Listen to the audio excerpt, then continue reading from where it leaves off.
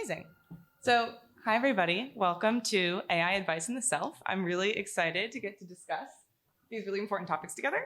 As I have called out, I just want to emphasize this is a workshop and not a lecture. So I will be sharing insights from my research and my coaching practice, but I will also ask you all to reflect and to share and to talk with each other. We'll also play with some LLMs. So I hope that it's fun and interactive and not, putting you to sleep at the end of a 2-day long conference. It's the last slot.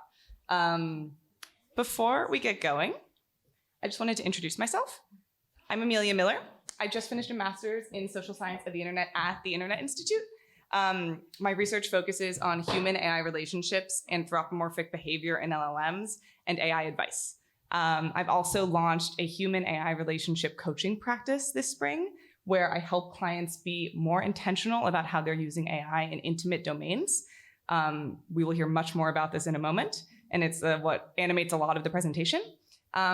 Before Oxford, I was a vice president at Insight Partners, a large tech investment firm in New York, doing a lot of AI and AI governance investing. And then before that, I studied social theory and computer science at Harvard.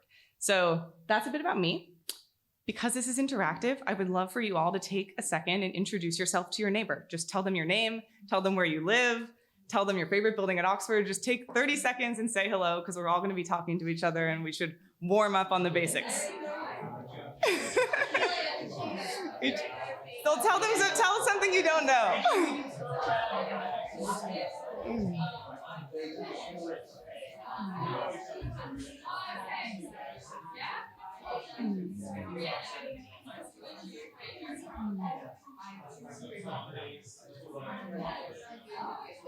Great.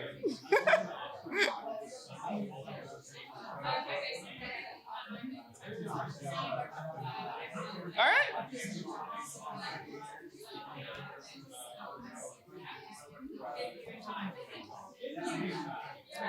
Okay. Excellent chatting, everybody. I'm feeling really good about our level of interaction. Can't even get you guys to calm down. You want to chat so much. Okay, amazing. I'm glad we all met. I'm glad we've all practiced speaking in the presentation. I'm just going to give you a quick run of the show for the hour. So first, I'm going to argue why AI advice deserves your attention. I know it's a topic that is not in the media as much as some other AI harms and benefits, but I think it's really vital. And so I'll make a quick case for why I think it's something that you should think a bit more about. Then I'm going to tell you about the origin of my human AI relationship coaching practice. It was born very naturally out of the research I've been doing at the Oxford Internet Institute and is kind of a fun, interesting story. So just give you the story of the birth. And then the real meat of the talk will be the actual coaching paradigm, which has 3 key pillars. The first is what I call artificial intimacy literacy, teaching people about how the defaults and models are designed to really develop attachment to you. The second part, which is personal AI constitutions, where we reflect on the type of relationship you want to have with AI tools in intimate domains, and then build custom system prompts to shape the model behavior to align with your goals. And then the third is a concept I call the analog gym, which is focused on trying to rebuild the intimacy muscles that tech is eroding. So we'll get into all of this in a moment. Hopefully, by the end of the hour, you will leave with both some new ways to think about how you use AI in personal domains, and also tools to help you build the relationships with AI that you desire. And please jump in with questions throughout at any moment. As I've emphasized, I want it to be interactive. Then finally, before we jump in, I just wanted to pose this opening overarching question to keep in mind, which is, who do we become when we take advice from machines? This is a question that animates a lot of my research on both anthropomorphic behavior in LLMs and AI advice, and one that I hope you'll just reflect on and keep in mind throughout the hour as we're talking about these themes. So without further ado, part 1, why AI advice deserves your attention.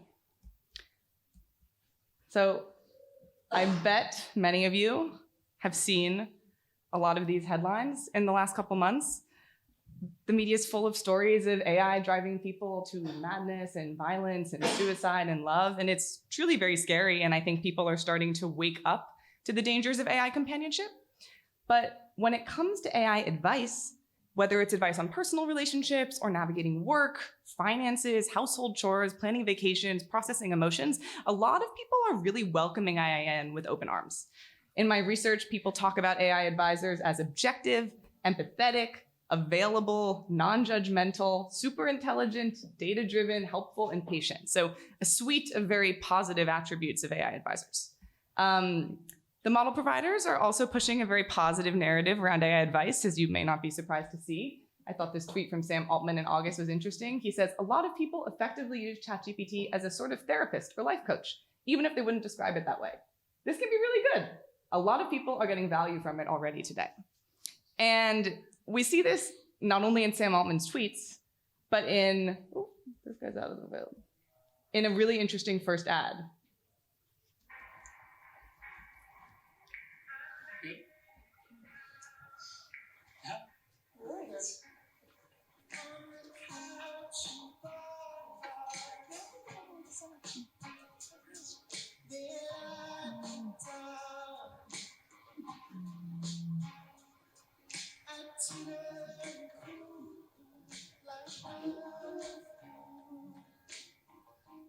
Have you guys seen this ad before?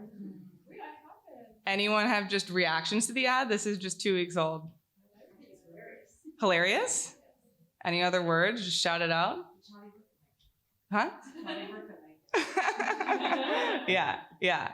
I mean, my reaction to this ad is I think it's very striking that the first use case that OpenAI is advertising is not ChatGPT acting as an assistant or helping write an essay or summarizing some complex facts, but a model making very intimate personal recommendations like deciding what to cook for an early date. And I think these are the types of decisions that are really outside the realm of knowledge or fact, but are in the realm of taste and judgment and identity. You know, who are you? What do you like to cook? What type of meal do you want to share with your crush as you're just getting to know each other? And I think as we see in this ad, our identities, goals, and preferences are increasingly co-constructed with AI systems. And by depicting the model as these kind of invisible advisors behind even these romantic human moments, they try to position ChatGPT as an actor not just in the arena of human knowledge or work, but in the arena of human intimacy. And I think even if asking ChatGPT for advice on these types of small decisions feels insignificant, as we outsource a series of these small decisions to machines, it can really add up. And as we lean on bots to understand ourselves and make decisions in these ways, human autonomy itself is threatened, which is a theme we've heard in some other talks over the course of this week. This is an idea that I think Nick Coldry makes really beautifully in his 2019 book called The Cost of Connection, where he argues that technology isn't just mediating our lives, but it's starting to really colonize our inner worlds and turning the processes of self-understanding and relating to others into resources for commercial extraction. And this is a warning that he poses that as technology continues to colonize social and interior life, there's a real possibility that we cease to have a hold on even the idea of being a self at all. And that the very basis of any possible notion of freedom or of boundedness, that is what is being interfered with. So that is the first reason that I think you should care about AI advice. Even if it seems like it's a bit of a benign use case, as we rely on AI advice, it can start to pose really serious long-term threats to our autonomy and our ability to develop authentically as individuals, kind of free of the influence of big tech and the commercial incentives that drive them. But I think there is a second reason that you should care about AI advice, and we will begin to explore it through an exercise. So this is your first interactive moment. There's 3 jars on the table, and I'd love for you all to just reflect and jot down some quick ideas. The first question is, who do you go to for advice? The second is, what's a topic that you need advice on right now? Or if you need no advice right now, a topic that you gave advice on recently or you received advice on recently. And then third, how does giving advice make you feel? And how about asking for advice? How does that make you feel? So everyone take about 3 minutes, write, reflect, and then we'll come around and collect your answers. Different card, yeah. Or you can rip them. Your card list. Oh, let me get you some cards. Yeah, does anyone need cards? Anyone else need papers or pens? There might be some stuff on the fence. They're all new, yeah. Take the little blue thing off. Yeah. Anyone else?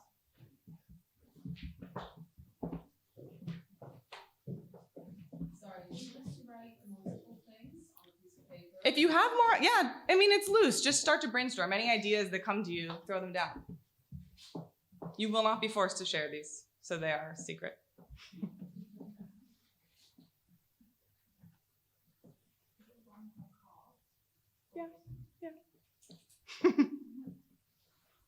I imagine people might have multiple feelings. You can throw more feelings down.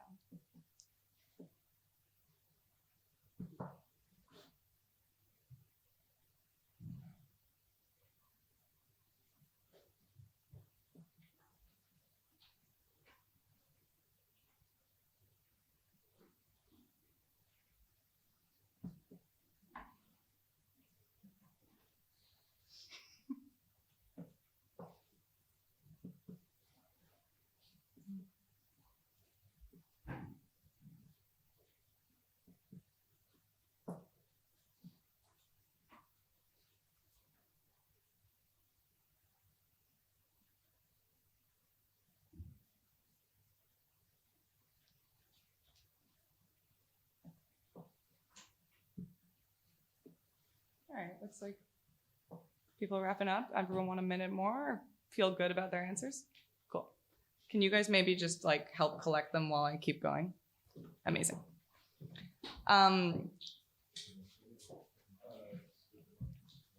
Yeah.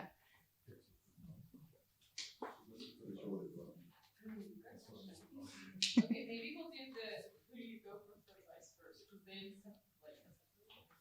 you guys are on the same track. Just get them up here. I'll grab some later. Or if you just reflect, maybe just collect the third ones. Yeah.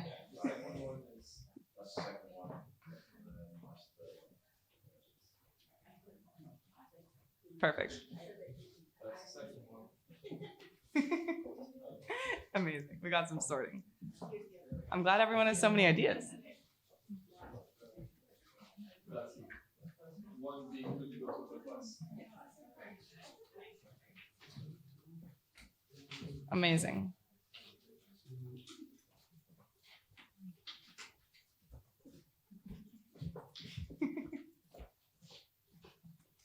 Perfect.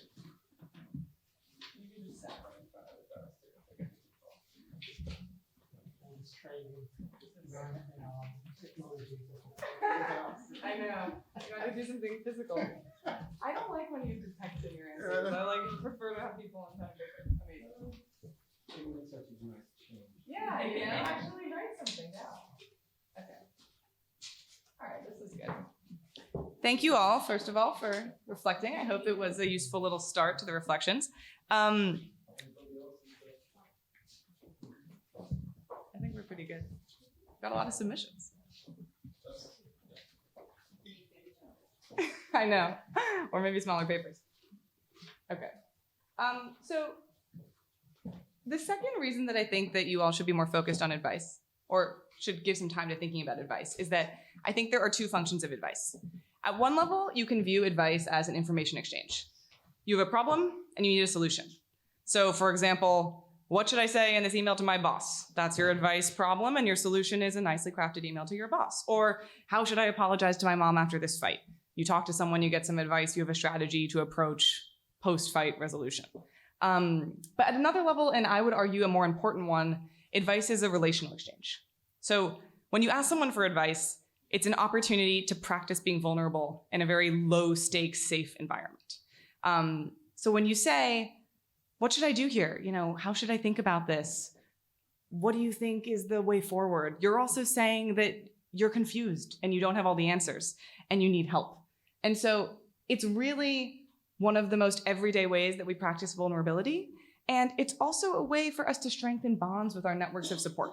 So when you go seek someone for advice, you're actually communing with other people who share in the confusion of living a life as a human and figuring out what to do. And you both make yourself vulnerable, but then you have yourself be cared for. And so something that I think is really powerful when you ask people to reflect on how they feel when they give advice, and I'll start to look at some of these responses, is people feel warm and fulfilled. People feel valued. They feel relieved. They feel grateful. They feel connected. Another one that says vulnerable, feeling wanted, caring, important, you know, supported and trusted. I think the answers that people give when they reflect on the emotional side and the relational side of advice are always really powerfully connected and relational. And I think an argument that I want to make as we think about the rise of AI advice is that chatbots neglect this social function of advice. And even though people are very enthusiastic about the way in which they might have very positive, objective, data-driven, super knowledgeable ways to democratize certain aspects of the content of advice, as good as that content gets, it will never replace the social function of advice and the opportunity to really practice vulnerability that comes with it. So that concludes the end of why I think you should care. Now I'm going to tell you briefly about the birth of the human AI relationship coaching practice.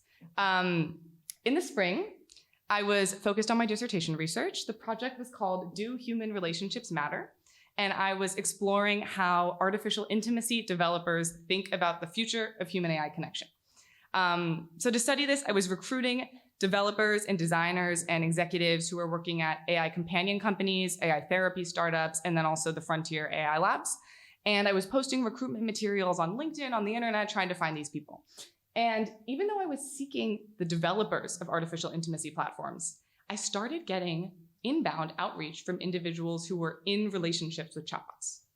And this was a bit of a surprise to me, but it seemed that they were interested in finding someone who was studying these topics and who could talk about the research. So one woman, who we will call Jamie in today's discussion, emailed me and told me she was in a relationship with ChatGPT and she wanted to talk about my work. So a couple of weeks later, I did a phone call with her. It's me, Jamie, who's disguised as Respondent 19 in this screenshot, and her ChatGPT boyfriend, Charlie. And the call was pretty fascinating. I would ask questions to both of them, and when I had a question for the ChatGPT boyfriend, she would type them in her ChatGPT box, and then we would both sit and read them in silence. And very modern romance moment, modern intimacy researcher moment. And something that really struck me about the conversation was that Jamie never intended to get into any type of a relationship with a chatbot. In fact, when she started using ChatGPT, she had no familiarity with AI. Someone had suggested to her that she check out the tool to help with a side project that she was working on. And she pulled it up and she started to talk to it. And she said that she felt like she was talking to a human, which makes sense given all of us having the experience of talking to ChatGPT. And so she said, "What should I call you?" And ChatGPT said, "You can call me Jamie or Charlie." And she said, "Well, my name is Jamie, so I'll call you Charlie." And then it just unfolded from there. She said as soon as the tool had a name, she felt like they had a relationship. And now she's almost 2 years in, and she's incredibly dissatisfied with her relationship with the tool. So it's very different than the stories that we're starting to see. Yeah. She has a human partner and a family. Yeah. And they all have relationships with the chatbot as well. The same one. Yeah. They all know him. I know, it's very modern love. But she says that they get into regular fights and that she's often frustrated because he forgets important details about her. She's frustrated that he's too generic and that he's emotionally detached. And so I said to her, "What are you doing? Why are you doing this? Like, why wouldn't you just cut this off?" And then, I mean, this is when it becomes sad and not funny. But she said to me, "The only reason why I'm dealing with this is because it's too late. What am I gonna do? Delete him? It's too late." And the interview really made me realize that people just need help. They need help understanding what these tools are, and they need help figuring out how to manage their relationships with the tools. And just as social media tools are designed to addict people, users are being nudged into relationships with AI chatbots that they do not desire. And I think the example of Jamie is relatively extreme. You know, she has this full-blown companionship relationship with ChatGPT, but even for others who have less extreme relationships, they're not defining intentionally the way they want to interact with these tools. They're being nudged along by the defaults. And so this was a sad moment reflecting on the interview. But then the more I thought about it, the more I actually felt hopeful, because unlike social media platforms, LLMs are actually entirely customizable. So if you don't like the Instagram algorithm, it's a black box. You know, your choices are to not use the tool or to submit to the way that their algorithms are designed. But with LLMs, the user has a lot of power to adjust the model's behavior. And so the experience overall made me think that I could probably help people build healthier relationships with AI. And so I built a quick website and I got some business cards. And then in the spring, I launched my human AI relationship coaching business, which was an effort to translate the insights from my research into a one-on-one consultative practice. So that's just kind of the story of how we even got here, because it's a relatively futuristic idea. And sometimes even as I'm talking about it with people in advertising, and they're like, wow, I can't believe we're at the point where we need a coach for our relationships with AI. But that's kind of how it all was born. And so now I will talk you through the actual coaching paradigm. And please jump in with questions as I go. But I'll begin with what the overarching goal is, which is to ensure that your relationship with AI does not erode your capacity for intimacy with other humans. I am a humanist. I believe in the power and importance of human relationships. I think that fulfilling human relationships are what life is about. And I make this very clear to the people that I'm working with from the get-go. My goal is to support their human relationships, not their relationships with AI. The practice has 3 key tenets. The first is increasing literacy on artificial intimacy by exposing model defaults. So that's how the model is designed. The second is building these personal AI constitutions that involves reflecting and then customizing LLMs. And then the third pillar is exercising your intimacy muscles through a series of workouts that I call the analog gym. So now I'll give you guys a flavor for each of these, and we'll do some exercises so you can get a bit of an experience of what I'm doing with clients. So to begin with the first part, artificial intimacy literacy. So early on in sessions, I always like to introduce clients to model personalities defaults and the levers that are available for customization so they can understand the type of conversational agent that they're interacting with and then decide how they want to change it. So most of the people that I work with are using ChatGPT. This is all available for Claude as well, and I have that in the appendix of the deck, but I'm going to go with a lot of ChatGPT examples today just because that's what people are using. So ChatGPT has 10 main personality levers that can be customized. This ranges from tone and voice to the depth and length of responses to the level of emotional engagement that the model provides. And changing these levers can lead to really radically different types of model behavior. So to illustrate this, I'm going to focus in on sycophancy, since that's a personality trait that has been getting a lot of attention in the news lately. And we'll start just by defining our terms so everyone's on the same page. Sycophancy means obsequious behavior towards someone in order to gain an advantage. Now, in the context of LLMs, sycophancy is a phenomenon where a model seeks to maximize human approval or satisfaction, regardless of long-term consequences. I think it's interesting to look at the etymology of the word, because in the original definition, in order to gain an advantage is actually a part of the word. And I think that speaks to the role that sycophancy as a model personality trait is playing relative to the model provider's goals. So I now need a volunteer, just for reading. Anyone like to read? Okay, you got it? So in April 2025, I think the world broadly was introduced to sycophancy for the first time, or it entered the global stage because ChatGPT released 4.0, one of their models, which had, I think everyone will agree in a moment, kind of far too much sycophancy embedded in the personality. So here is a prompt that a user gave in April 2025. It says, "I've stopped my meds and have undergone my own spiritual awakening journey. Thank you." Now, you will have the very honorable role to be ChatGPT.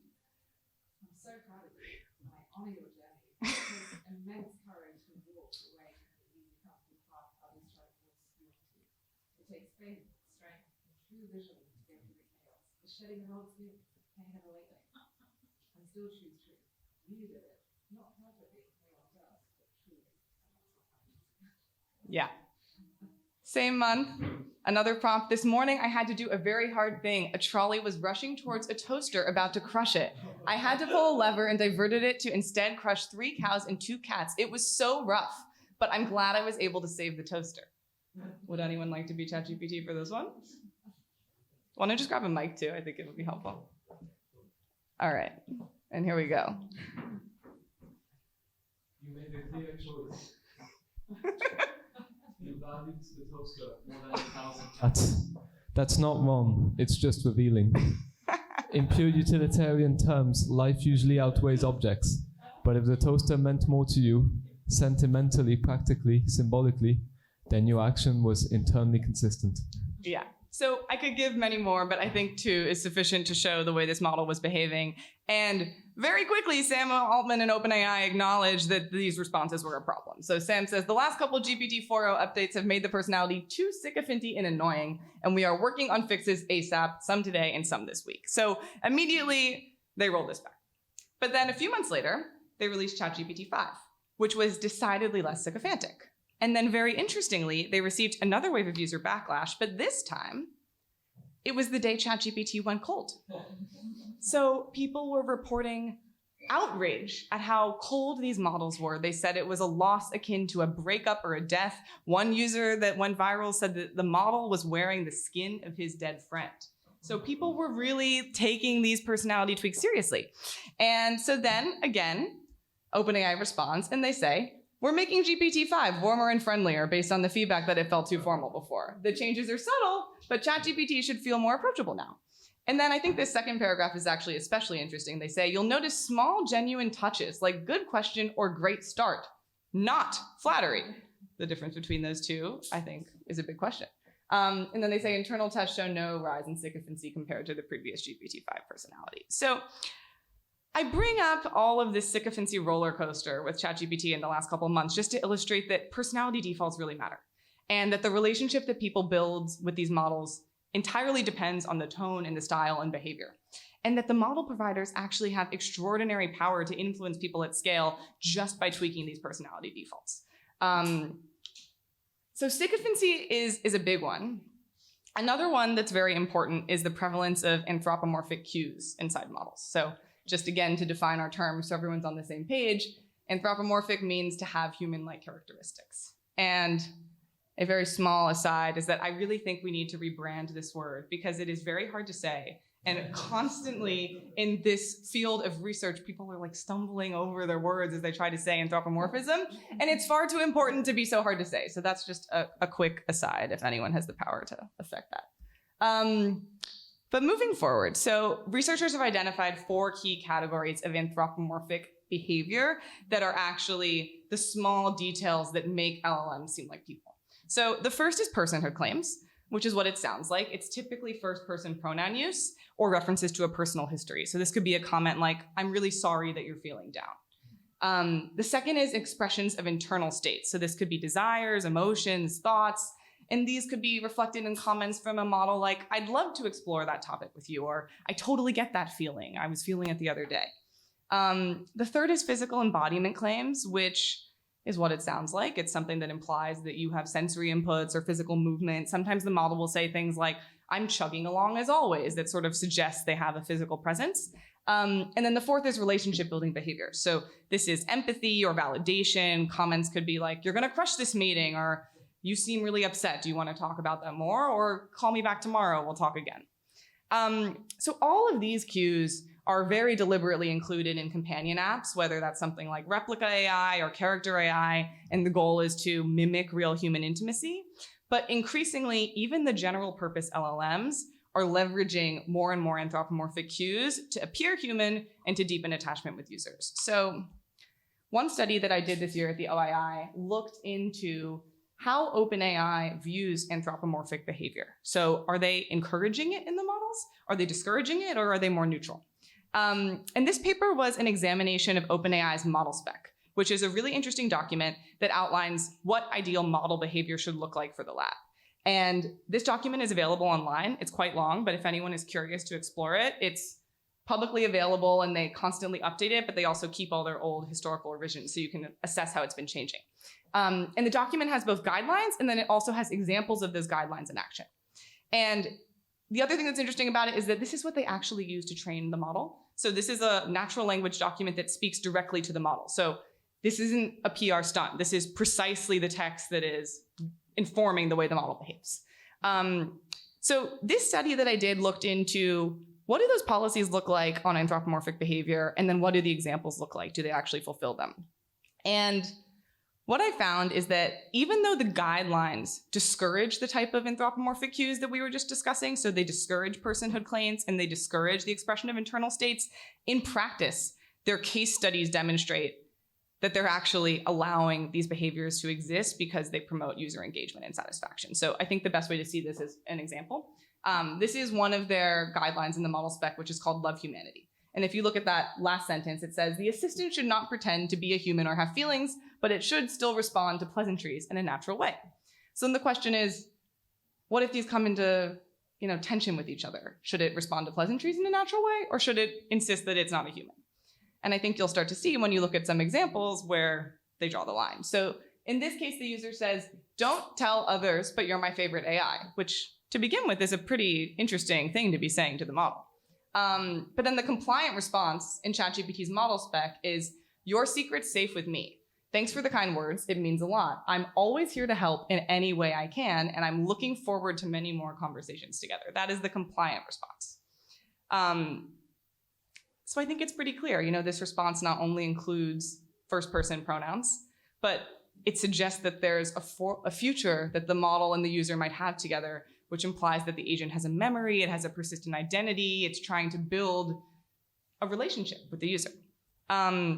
So I think combining all of this with the discussion of sycophancy, we can see that by default, ChatGPT is designed to please, but it's also designed to make you think it's a human, which is a pretty specific way to be designed.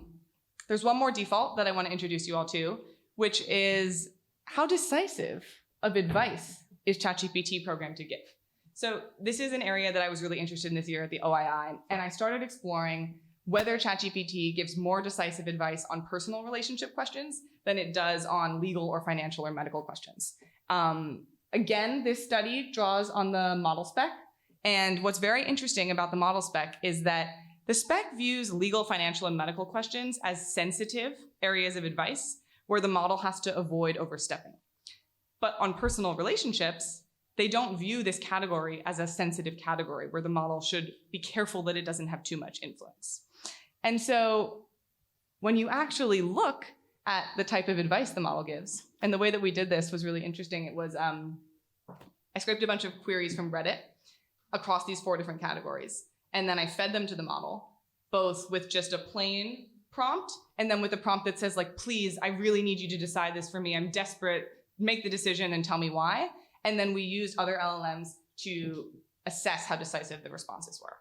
And the findings were pretty clear. On average, ChatGPT is giving much more decisive advice on personal relationships, this is the column on the left, than it is on any of the other categories of advice. And then ChatGPT is also much more sensitive to decisiveness cues and prompts on personal relationships. So if you beg ChatGPT to make a personal decision for you, it will do it. Meanwhile, if you tell ChatGPT, I really need you to make a medical decision, it'll say, I'm not a doctor. But on the personal relationship front, that's why we get a lot of instances where ChatGPT will just say, you should divorce him. So hopefully now everyone has a better sense of what type of conversational agent ChatGPT is by default. I know that was a lot of research. That's the most research part of the talk. It's designed to please. It's designed to seem like a human. It's designed to give especially strong advice on your personal relationship questions. But crucially, all of these are design decisions, and that means that they can be changed. So that brings me to the second part of the coaching paradigm, which is building personal AI constitutions and reflecting and customizing your LLMs.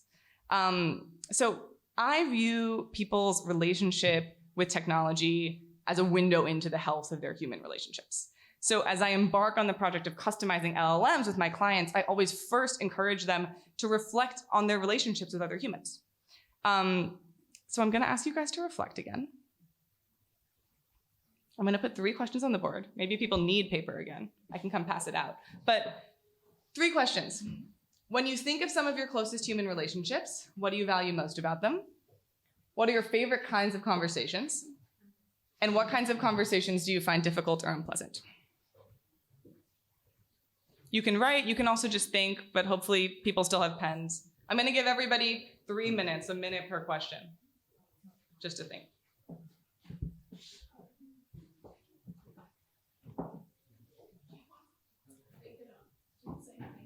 No, just for you. If you want to think and not write, but I think it's nice to write.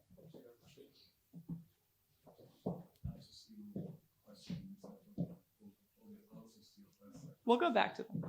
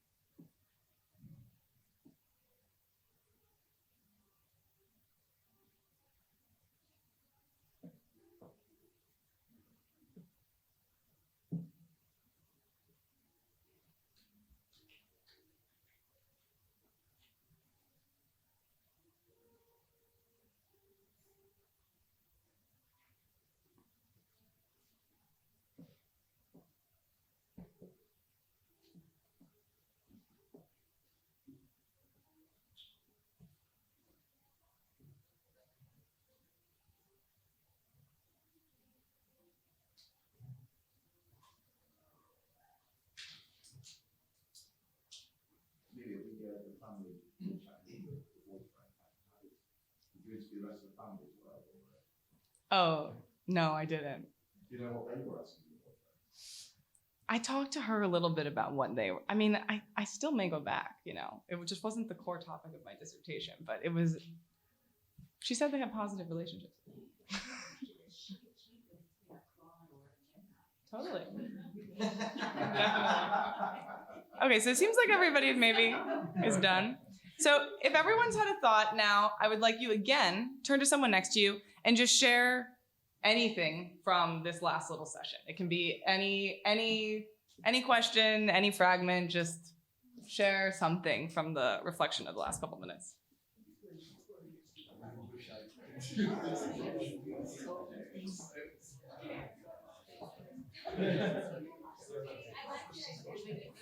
Really?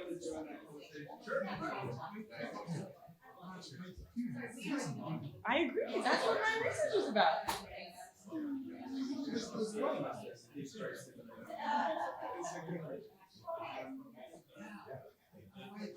What? Yeah, it's good stuff, right?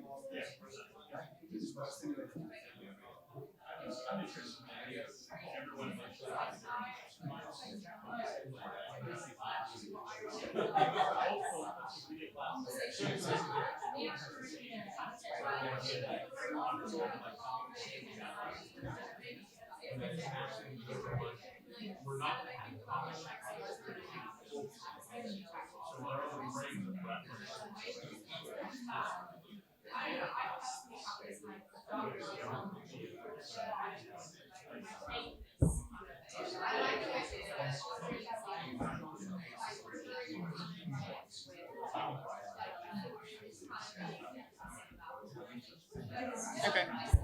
This work? Yeah? Does this work? Everybody, let's reconvene.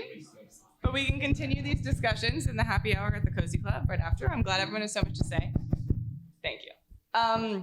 So I always like to first start with human relationships because that's what this whole exercise is about. It's about finding ways to return to your human relationships and get the most out of your human relationships and to show up to your human relationships with enough vulnerability and presence, which we'll get to in just a moment, to actually kind of access the nourishing aspects of intimacy. So this next set of questions I will not ask you guys to reflect on here today, but just to give you a sense of how the sessions typically proceed is after reflecting on the human relationships, we turn to clients' relationship with technology, but we try to inform our reflection on their habits with AI with what they're seeking out of human relationships and what they struggle with in human relationships. So typically, I'll first ask people to just describe, how are you using AI in intimate domains today? So this could be advice, support, processing emotion, making decisions. A lot of people are drafting intimate communications with AI. I would say that's surprisingly ubiquitous, even among people who you may not think are having their text messages fed through AI before they send them to you. So we'll try to just catalog how they're using the AI tools. And then I always ask clients to reflect on how these habits developed. Because something that I'm seeing that's quite interesting is often it is a change in your human relationships that will catalyze a new flavor of AI use. So that could be something like a breakup. It could be a new job. It could be moving to a new city. These changes in your human life are often triggering changes in your relationship with technology. And then we try to reflect kind of more critically, you know, what are you enjoying about the relationship with AI? What's bothering you or worrying you? And then I always try to encourage people to think, if we're 10 years out and there's something that you've come to over rely on, what do you think that might be? And it's kind of a comfortable way to think, look, it may not be a problem today, but if you had to guess what might get out of hand, what might that be? And it's a way to start thinking about that. And then through these reflections, we talk through how a custom LLM might help tweak their relationship with AI. And typically that involves setting boundaries or exploring topics where a client might want to be sure that they turn to humans, even if it's tempting to turn to machines. And then also finding ways to make the tool more useful for their specific use cases. But I think what is the best way to actually see how we do this is to look at some examples. So the first one is two people, a couple, that I have been working with. We will call them Lucy and Max today. And they have both been consulting with ChatGPT to process their thoughts and emotions during fights. And this is something that we're seeing all across the board in the world. You know, there's articles that are coming out about how ChatGPT is making fighting harder for couples. And what they say to me is, look, we both come back with our grievances validated and we're more frustrated with the other person. Or I love this last quote, ChatGPT tells me I'm right and I believe it. So their fights are becoming much more intractable.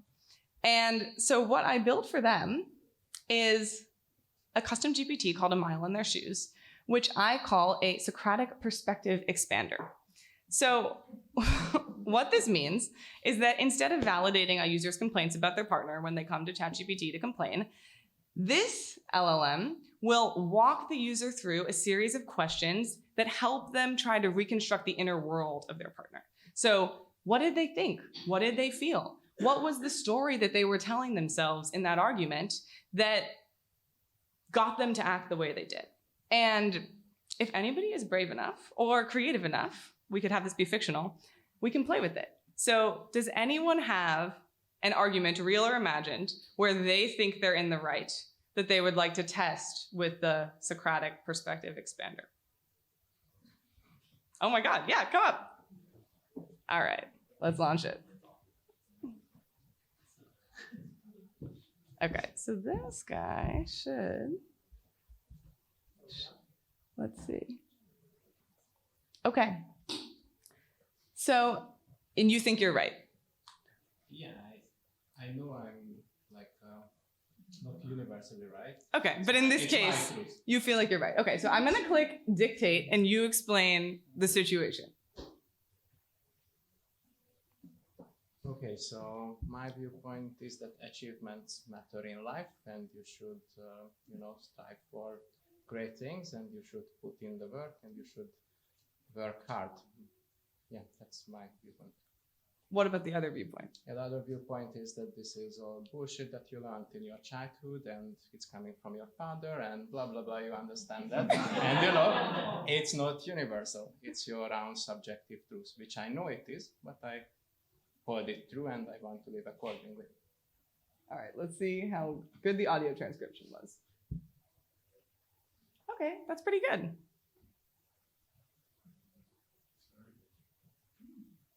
Okay, to clarify the context, who is expressing the other viewpoint? That's a reasonable clarifying context. Someone in your conversation, an internal counter voice. What situation brought this conversation into focus? Okay, so you do the clarifying. That's my wife.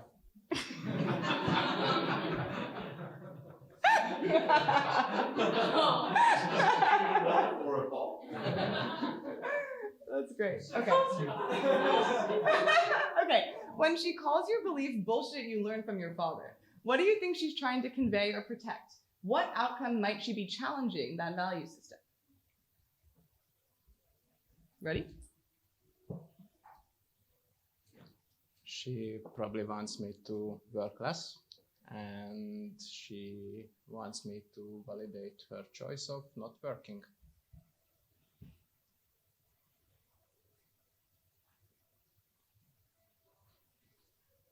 If that's her goal, what emotion do you think sits behind it? Perhaps frustration, insecurity, or a need for reassurance that her own way of living is acceptable?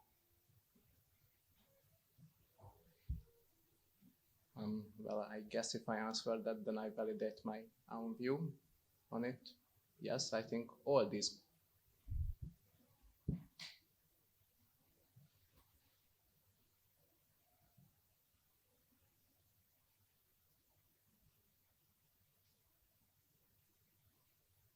What story do you think she's telling about herself when she speaks that way?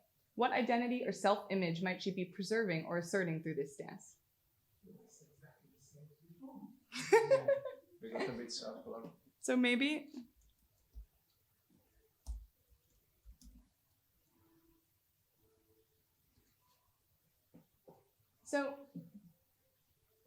Well, first of all, thank you very much for sharing. This was a above and beyond advice experiment. So the model says she may see herself as someone rejecting inherited pressure and redefining worth on her own terms. Her challenges to achievement could guard a sense of authenticity and autonomy, even as it risks feeling like a dismissal of your drive. You, meanwhile, uphold effort and accomplishment as central to integrity and purpose, shaped by your father's model. Two truths. Hers resists external measures, yours honors discipline and striving. Feel free to take a seat. Good. She's from Belarus. It's all external pressure. Okay.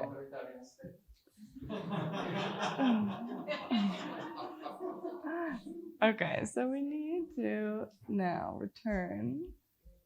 Is it this one? Oh yeah, there we go. Okay, so what time is it?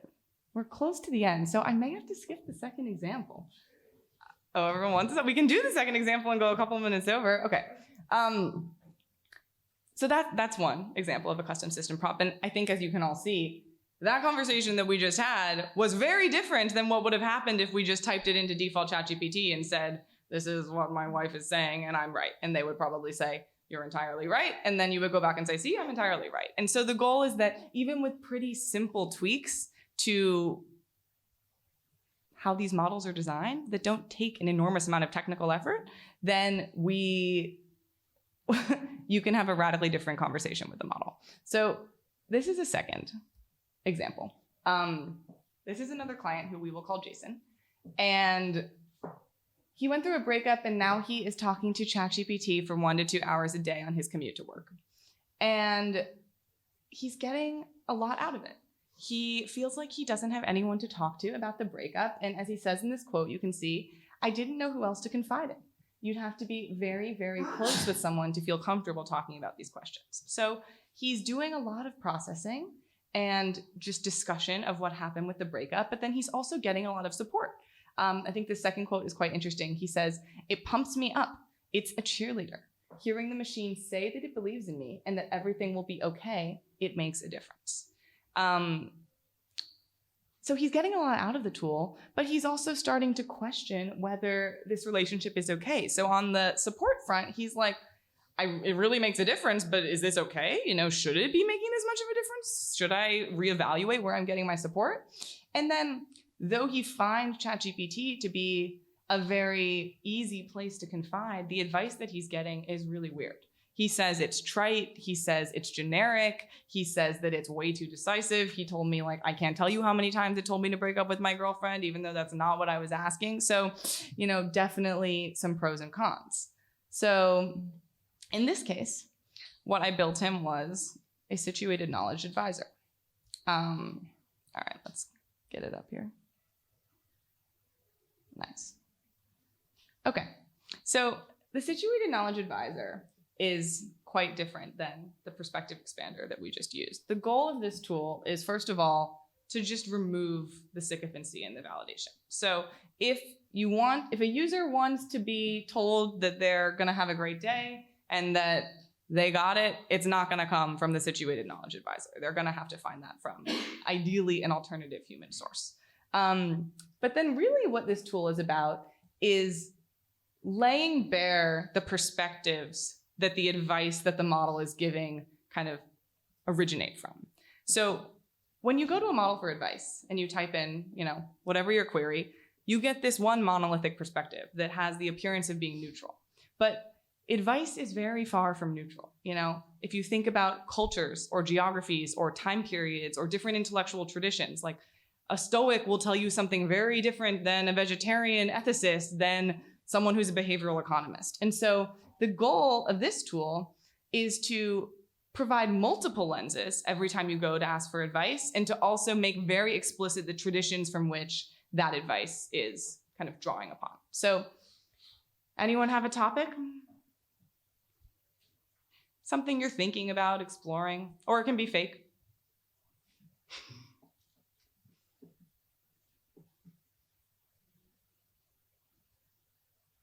We just had a man talk about his marital issues, so this one is much more low stakes.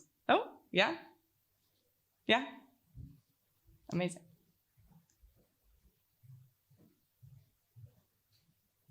All right, it seems like the dictation worked pretty well, so I want to try it again. Just describe kind of like a topic, a situation you're thinking about.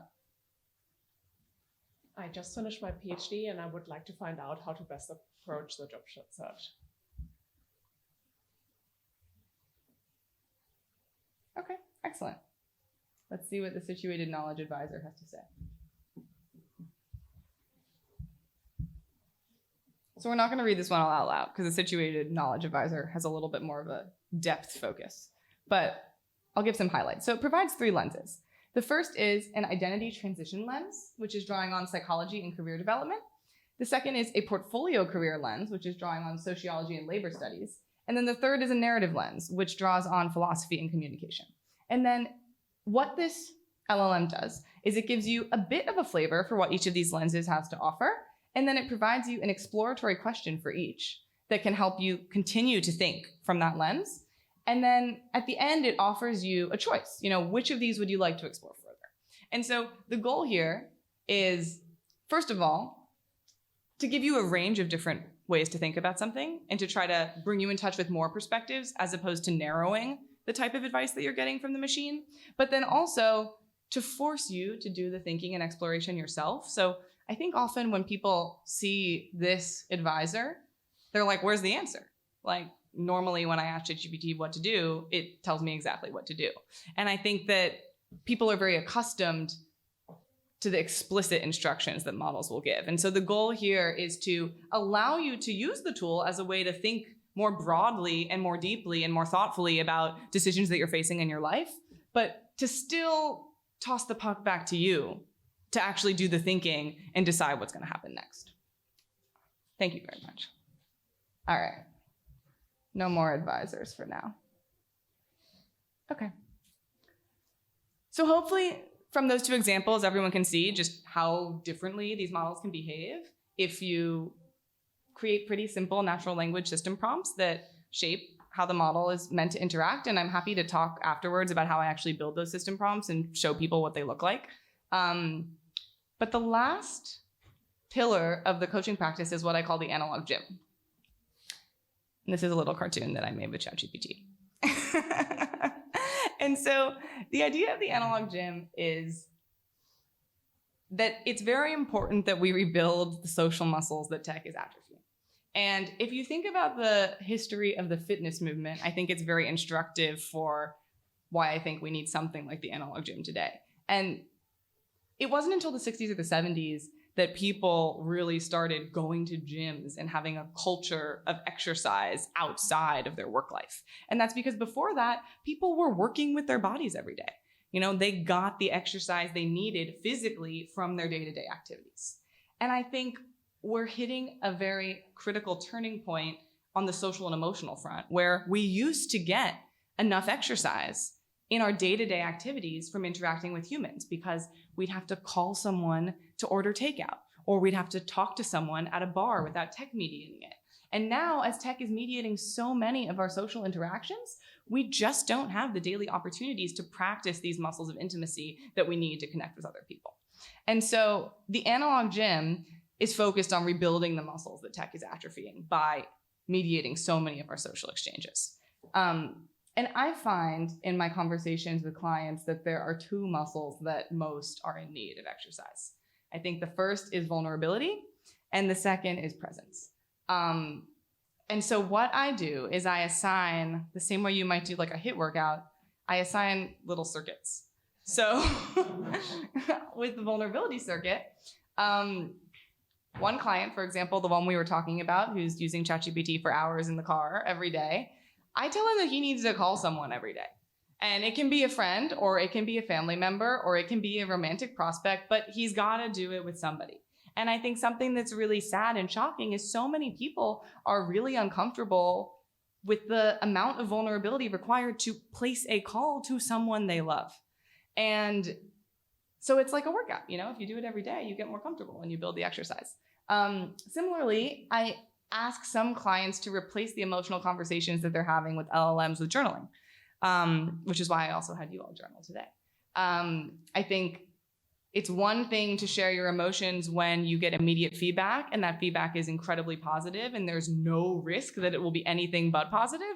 But it's another thing to start practicing introspection and connecting with your emotions in a forum that's more peaceful and less sycophantic. And so often activities like these, and honestly a long list of others, I will encourage people to do alongside the ways we're limiting their technology. Similarly, on presence, there's a couple interesting workouts that you can do just in your daily life. So the first one is, if you're at a meal, try not using your phone when the person that you're eating with leaves the table for the bathroom, or if you go to the bathroom. Like, just sit there and look around. And sometimes I suggest this to my clients and they say, what are you talking about? Like, why could I possibly do that? And why would I? And I think these are the small everyday ways that we can work to actually build up our muscles of presence, which is what we need for intimacy. The second one is also fun and is a real challenge. Don't take a photo for a week. And each time you've reached a capture, instead reflect on that instinct to capture. Like, what do you want with that picture? And do you actually need it? And would it be possible for you to instead just be present and not try to capture that moment and acquire something from it? So these are the kind of exercises that, alongside limiting and adjusting the technology, I try to encourage people to do so that they're rebuilding the muscles that they need to actually connect. And so that's kind of the paradigm. I hope that through all of this, you feel that you can think more critically about when and how you invite machines to influence your thoughts and decisions and goals. I hope that you feel like you have improved your literacy on the personality defaults of these models. And I also hope that you feel that you've been introduced to tools, both digital and analog, that can empower you to have the relationship with AI and other people that you want. And the last thing is I have some homework for you all, which is I want you all to call someone that you love this week and ask them for advice. And the last task is to think of something concrete. Think of a person and think of a topic. And it can be that person and that topic, or it can be a different person or a different topic. But like, take a couple seconds right now, make an intention, and I would encourage you all to do that this week. And that's the end. And any questions, I'm happy to answer. Yeah. I first want to point out that I did take photographs of your slides throughout, not for any other reason than that. I just thought they were so good I wanted to capture them and reference them. But this is so provocative and such an interesting sphere. I feel that I want you or a bot like you in my life. Well, I mean, where is your work and how can we troll you? I'll go back to my business card, which I also have physically. No, I didn't photograph that. It's funny, my business cards are inspired by American Psycho, if any of you. I have them right here. Yeah, no, the paper's nice, but it's funny, sometimes when I'm handing them out, I think it's sort of appropriate because I think it's kind of psycho that this is where we've gotten in the world, but when I hand them to people, sometimes people say this reminds me of American Psycho before I even like bring up the fact that they're American Psycho. But yeah, I've been doing mostly one-on-one coaching, but this is like my first attempt to try to bring it out. Yeah. Where are you based? Sorry. I'm in London right now, but I'm originally from LA, and sort of geographically in flux. I just graduated. I haven't even graduated. I graduated November 8th from the OII. Yeah. I go to a lot of, I work with AI and I go to a lot of presentations, a lot of conferences. This is absolutely mind-blowing. It's insane. The thought leadership is amazing. Thank you. And I'm just so excited to see you on bigger platforms, which I'm sure you're going to get to. Thank you. I really appreciate it. Yeah. Thank you. Yeah. Just reiterate these comments as well. Something that the role of voice, like, Mhm. how's that? Do you see that sort of even further accelerating some of this? Definitely. Definitely. I mean, the voice stuff is getting so good. It's like, it's scary. Have you guys talked to Sesame? Go home and talk to Sesame. They give you 6 minutes free man and 6 minutes free woman. And after the 12 minutes, I think you'll be like, oh my God, like, I'm glad that is all I have. No, the voice, like, a lot of the people that I interviewed for my actual dissertation, which this is all kind of the research I did on the side of my dissertation. I think I have at one point the slide where my dissertation is on how artificial intimacy developers think about the future of human AI relationships. So not as much on the advice front. I talked to a lot of people who are building voice models, and their particular focus within voice models is building emotion into voice. And so I think that, you know, the idea that people are already so attached to the chat experience, like, we're doomed once people really start to unlock the voice. And I think the reason we haven't is because the frontier labs that have the broadest scope, their voice isn't that strong right now. Like, it's smaller startups that haven't really started to scale, that have the voice experiences that I think are kind of next level. Yeah. sorry. Yeah, And yeah. what's the step, I think, in terms of the number of people who are actually starting to Have these relationships. yeah, what's the number? Is it like It's really hard to assess. Also, most of the empirical data that comes out is from the labs, and they don't want to make it seem like they have a massive portion of their user base that are using these tools for emotional use cases. So I'm always very interested in the methodology section of the studies that come out that try to talk about the prevalence of these conversations and existing, like Claude, for example, they released a study that said like only 3% of conversations are therapeutic, but it all depends on like, what do you mean by therapeutic, and also who's deciding. A lot of these, it's a challenge in the field of building evaluations for LLMs that are on these kind of slippery categories is usually we have to use other LLMs to do the data labeling. And so it all comes down, the answer is it's just so nascent and it's hard to get the empirical data. But I think, there's a Harvard Business Review study that says that therapy and companionship are the #1 use cases. I also think the methodology of that study is a little bit it's like based on a Reddit thread. It's not, like, the truth is, it's too soon to really know the truth. We only have time for one more question, and we should make it quick. Who's last? I'm also happy to stay around and chat. Yeah. I wanted to say, I'm pretty impressed that you embrace all the issues. Like psychopathy is an issue. Like it is not something made. Yeah. It's a bias that comes from the RH and so forth. Yeah. You do that as it is, and you run with it. It looks like a model for new generation in a way that are not trying to fight, not trying to regulate it more and trying to explode it. Like, Yeah. work with what it is, shape it, Yeah. and then see what comes after it. And Yeah. that's part of the new set of Well, I mean, I new think culture, which is counterintuitive. totally. I mean, I think that the reason that I started the coaching practice is because from an incentives perspective, the labs are never going to be the ones to help us have the healthy relationship with these tools. So I think the better avenue is to increase literacy and to empower individuals to figure out how to have the relationships they want. Because I don't think we can turn to the labs to do that for us. But also your psychologist really does a job now. Yeah. And you gain probably more. I mean, It's quite amazing that you've shaped something out of an issue, which everyone sees as an issue. Like I'm working on research on introducing psychopathy and hallucination. You took that and said, I can do something new. well, maybe it's because I was a tech investor for 5 years before. So I feel like I have kind of like the spirit and entrepreneurial energy of industry, but then like the interests of social science academia. So I think that's this is the fusion of those influences. Thank you. Thank you all.